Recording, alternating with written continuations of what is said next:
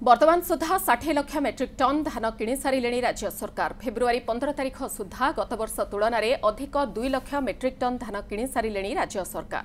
सरकार 77 lakh metric ton धान किणवा target रखिछंती। मार्च 31 तारिख जाए चलिबो धान किणा।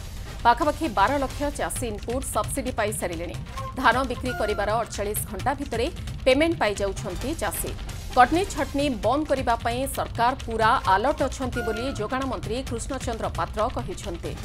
कटनी छटनी किंबा अनियमितता को नहीं जो स्थान भी अभियोग आसुछि ता उपरे तुरंत एक्शन नेउछि जोगाण विभाग। एहा मध्यरे अनेक मिल गुड़िकु सील कराजिबा सह कारण दर्शाओ नोटिस मध्य जारी करा जाइछि। अनियमिततारे संपृक्त थिबा ऑफिसर मानकु सस्पेंड करा जाइछि बोली कहिछंती मंत्री।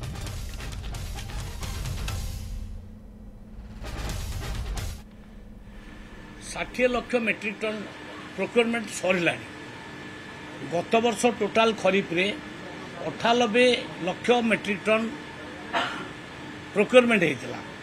आम ए वर्ष सुधा 15 तारीख सुधा 2 लाख मेट्रिक टन अधिक प्रोक्योरमेंट सरला। एवं आमर टार्गेट 77 लाख मेट्रिक टन आम से टार्गेट अचीव करूँ। आमर टाइम पीरियड अच्छी 31 मार्च।